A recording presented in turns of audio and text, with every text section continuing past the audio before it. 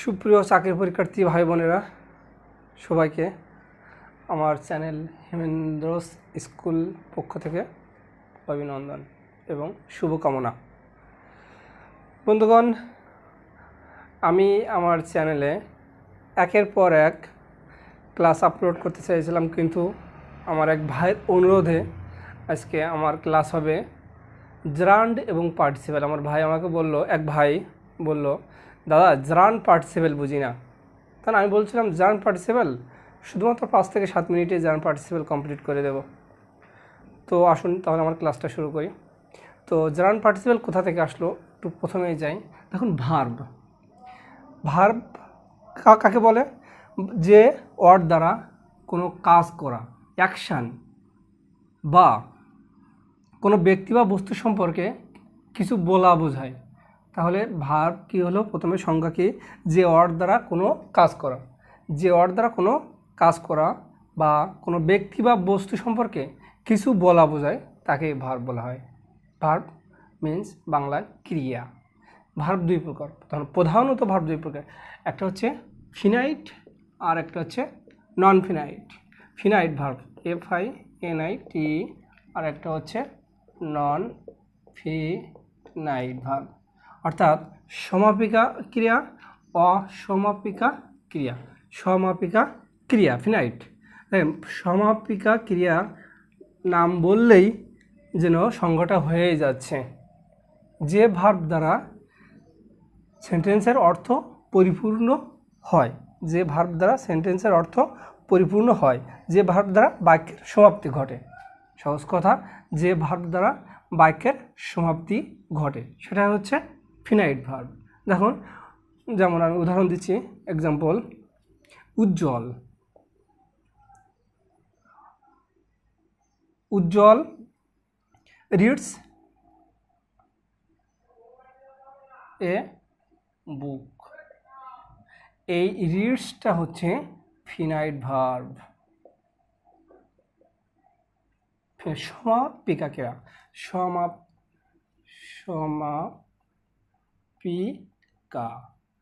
আর এটা হচ্ছে অসমাপিকা ক্রিয়া। তাহলে ফিনাইট ভার্ব প্রধান দুই প্রকার, ফিনাইট, নন ফিনাইট। সমাপিকা, অসমাপিকা ক্রিয়া। ফিনাইট সমাপিকা বললেই যেন ক্লিয়ার বোঝা যাচ্ছে একটা, যে ভার্ব দ্বারা বাক্যের সমাপ্তি ঘটে। একটা এক্সাম্পল দিলাম, উজ্জ্বল রিডস এ বুক। এটা হচ্ছে ফিনাইট ভার্ব। বন্ধুগণ, ক্লিয়ার? এবার আসি নন ফিনাইট ভার্ব। নন ফিনাইট ভার্ব অর্থাৎ অসমাপিকা ক্রিয়া।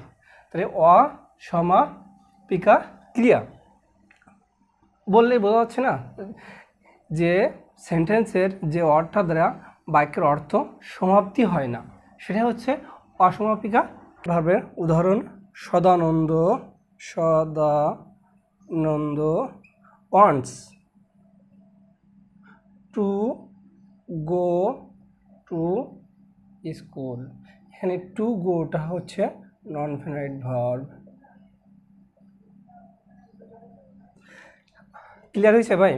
নন finite verb, Sadananda wants to go to school. এখানে টু গোটা হচ্ছে নন ফিনাইট ভার্ব। তাহলে আমি ভার্বের প্রধান দুইটা শাখা ফিনাইট, নন ফিনাইট নিয়ে কথা বললাম। দেখেন, উদাহরণগুলো দিয়ে আপনারা বুঝতে পারছেন কিনা, যদি বুঝতে না পারছেন কমেন্টে জানাবেন।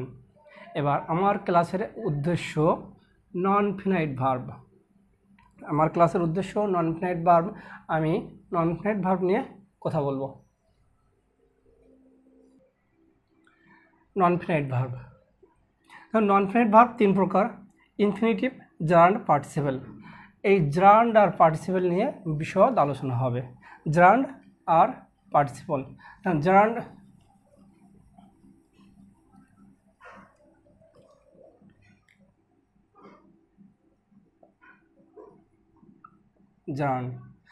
জারান্ড ভার্বের সাথে নাউন আইএনজি যোগ হয়ে যদি সেটা নাউনের কাজ করে, ভার্ব সাথে আইএনজি যোগ হয়ে ইকুয়াল টু নাউন। ভার্বের সাথে আইএনজি যোগ হয়ে যদি নাউনের কাজ করে তাকে জার্ন বলে।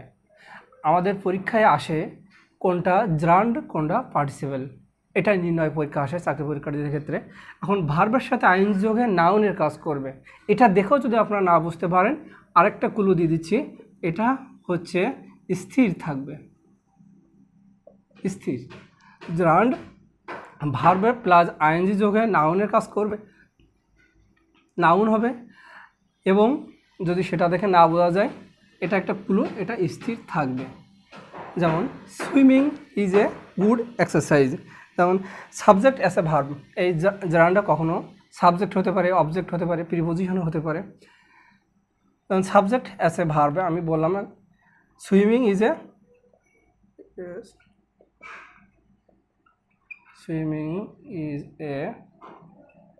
Good swimming is a good exercise. এখন সুইমিং এটা একসাথে ভার্ব প্লাস নাউনের কাজ করছে, এবং এটার মানে যদি বাংলা মিনিং যদি বলি, swimming is a good exercise, সাঁতার কাটা একটি ভালো ব্যায়াম। এটা কিন্তু স্থির আছে, এটা কিন্তু স্থির আছে, এটা কিন্তু চলমান নয়, এবং এটা সাবজেক্ট হিসাবে ব্যবহৃত হয়েছে। তাহলে swimming is a good exercise. Gerund কি ক্লিয়ার হচ্ছে? জার্ন ভার্ব প্লাস আইএনজি যোগ হয়ে নাউনের কাজ করবে এবং স্থির থাকবে। যেমন আমি একটু এক্সাম্পল দিলাম, swimming is a good exercise, এখানে সুইমিংটা ভার্ব প্লাস নাউনের কাজ করছে দেখেন, এবং স্থির আছে। এটা সাবজেক্ট অ্যাজ এ ভার্ব, আমি subject as a verb, object as a verb, একটা উদাহরণ দিচ্ছি, object as a verb, object as a verb. He enjoyed swimming, হি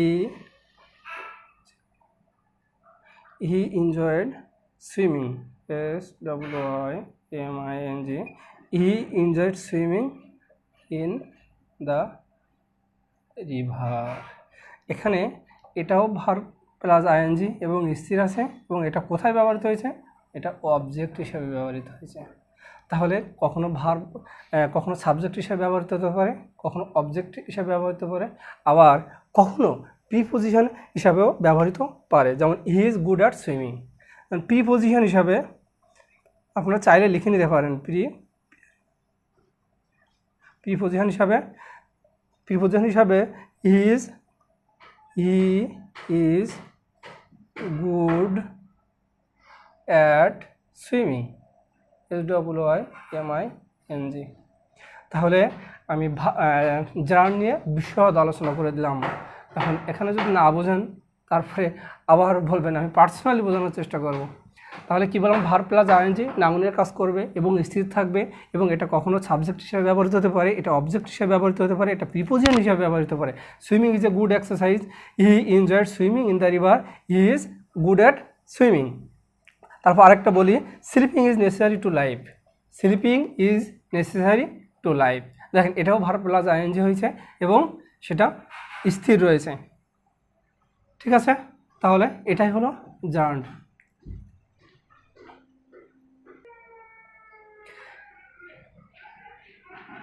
দেখেন নন ফিনাইট ভার্বের যে জার্ন পার্টটা আলোচনা করলাম, এবার পার্টিসিপেল পার্টটা আলোচনা করছি। পার্টিসিপেলের সংজ্ঞাটা হচ্ছে ভার্বের সাথে আইএনজি যুক্ত হয়ে যখন অ্যাডজেক্টিভের কাজ করবে, ভার্বের সাথে ভার্ব প্লাস আইএনজি যুক্ত হবে, অ্যাডজেক্টিভের কাজ করবে, adjective TI, verb plus ING যোগে যখন নাউনের কাজ করবে তখন জার্ন, আর ভার্ব প্লাস আইএনজি যুক্ত হয়ে অ্যাডজেক্টিভের কাজ করবে তখন পার্টিসিপেল। ওখানে যেমন একটা টিপ ছিল, এখানে একটা ট্রিক ছিল, ওখানে স্থির ছিল, এখানে পার্টিসিপেল তো চলমান থাকবে। অনেক গরম দেখুন, আমি ক্লাস নিচ্ছি, এখন 40 ডিগ্রি সেলসিয়াস তাপমাত্রা আমাদের খুলনা। তাহলে পার্টিসিপেল ভার্ব প্লাস আইএনজি যুক্ত হয়ে যখন অ্যাডজেক্টিভের কাজ করবে তখন তাকে পার্টিসিপেল বলবে। এবং পার্টিসিপেল সেটা দেখেও যদি না বোঝা যায়, এই ক্লু এটা আছে, চলমান থাকবে। এবার এই পার্টিসিপেল 3 প্রকার: present participle, past participle, perfect participle. আমি প্রেজেন্ট পার্টিসিপেল আর জার্নালের ভিতরে প্রবলেম হয়, আমি প্রেজেন্ট পার্টিসিপেল নিয়ে কথা বলছি, একটা একটা করে কথা বলে দিচ্ছি। Past participle, perfect participle. এখন প্রেজেন্ট পার্টিসিপেল,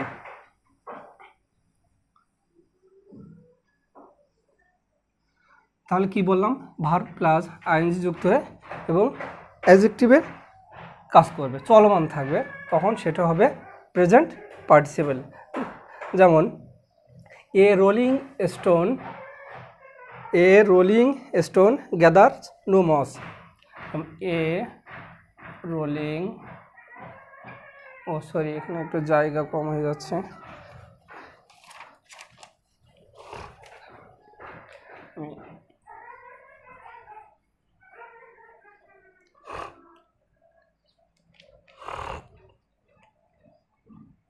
এ rolling stone gather no moss. আপনারা চাইলে কিন্তু উদাহরণটা লিখে নিতে পারেন। দেখেন এই উদাহরণটা দেওয়ার কারণ, এটা কিন্তু পরীক্ষায় হিউজ টাইম আসে, আমি নিজেও পরীক্ষায় ফেস করেছি এটা। আর রোলিং স্টোন, স্টোনটা এখানে নাউন, স্টোনটা কিন্তু রোলিং স্টোন, এটা ভার্ব প্লাস আইএনজি হয়ে কী কাজ করছে? নাউনে আগে বসলে সেটা অ্যাডজেক্টিভ, নাউনের আগে বসে সেটা অ্যাডজেক্টিভ হয়েছে।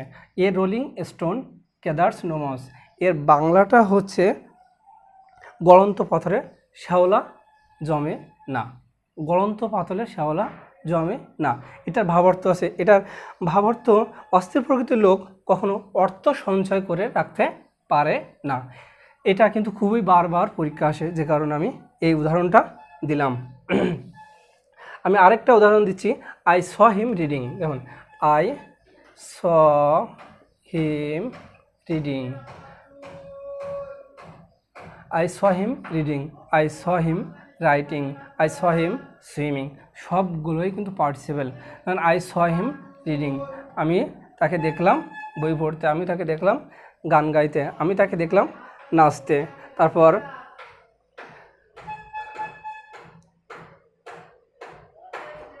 He entered the room singing. এরকম অনেক উদাহরণ আছে, আপনার অনেক উদাহরণ আছে। মূলত বিষয়টা ছিল প্রেজেন্ট পার্টিসিপল। প্রেজেন্ট পার্টিসিপল তাহলে ভার্ব প্লাস আইএনজি এবং অ্যাডজেক্টিভের কাজ করবে সবসময়, এবং সেটা চলমান থাকবে। এটাই হচ্ছে প্রেজেন্ট পার্টিসিপলের ব্যাখ্যা। তাহলে জার্ন আর প্রেজেন্ট পার্টিসিপল দুইটাই ভার্বের সাথে আইএনজি, কিন্তু কখনো নাউন হবে, কখনো অ্যাডজেক্টিভ হবে, কখনো স্থির থাকবে, কখনো চলমান থাকবে। এটাই হচ্ছে ব্যাপার। এবার প্রেজেন্ট পার্টিসিপল, আমি পাস্ট পার্টিসিপল নিয়ে একটু কথা বলে দিচ্ছি। পাস্ট পার্টিসিপল, দেখুন পাস্ট পার্টিসিপল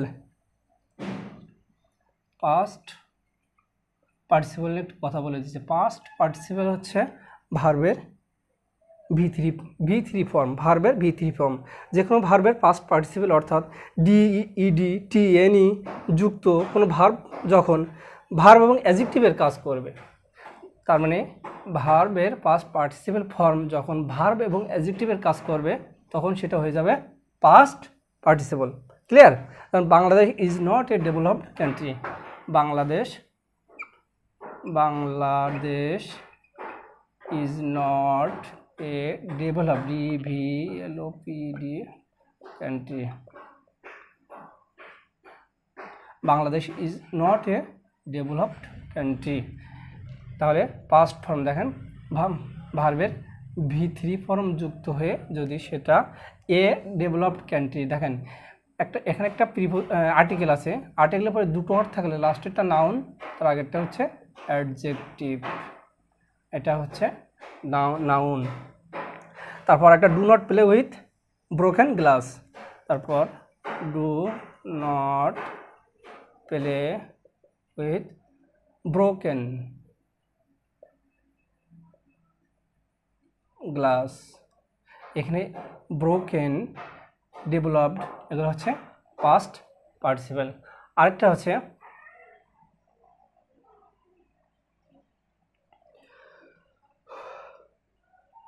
ধরুন আরেকটা আছে পারফেক্ট পার্টিসিপল। এবার আরেকটা আলোচনা করে দিচ্ছি।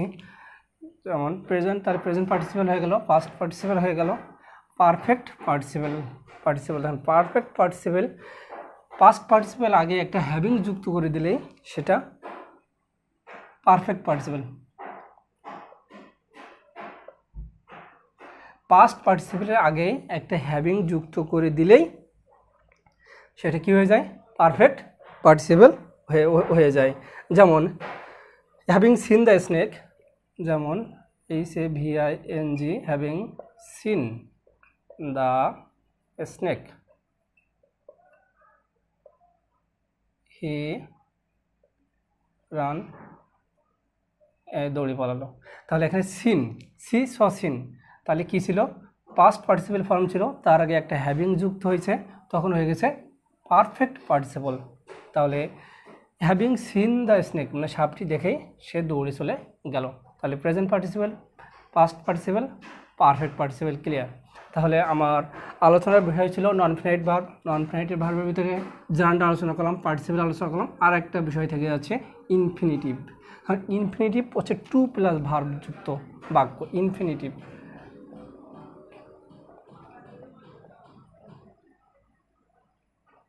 Infinitive 2+ verb, 2+ verb. আর infinitive 2+ verb, 2 error is human, 2 error is human. ইনফিনিটিভে তারপর he likes to play cricket, 2 error is human, he likes to play cricket. তাহলে এটা হচ্ছে ইনফিনিটিভ। ইনফিনিটিভ হচ্ছে 2+ ভার্ব, সহজেই 2 error is human, 2+ verb, he likes to play cricket. তারপর he is about to die, এভাবে হচ্ছে ইনফিনিটিভ সেন্টেন্স। তাহলে আমার আজকের ক্লাস ছিল নন ফিনাইট ভার্ব। আশা করি জার্ন পার্টিসিপেল নিয়ে আপনারা বুঝতে পারছেন ভালো করে। যদি না বুঝে থাকেন কমেন্ট বক্সে লিখবেন। আপনারা আমার চ্যানেলে ধাপে ধাপে ভিডিও আপলোড করতেছি আমি। এটা যদি সম্পূর্ণরূপে আপনারা দেখে থাকেন, আপনাদের চাকরির পরীক্ষার্থীদের একটা পূর্ণাঙ্গ সিলেবাস কমপ্লিট হয়ে যাবে আমার চ্যানেলটা যদি আপনারা সম্পূর্ণরূপে দেখে থাকেন। সো সবাই ভালো থাকবেন, ধন্যবাদ।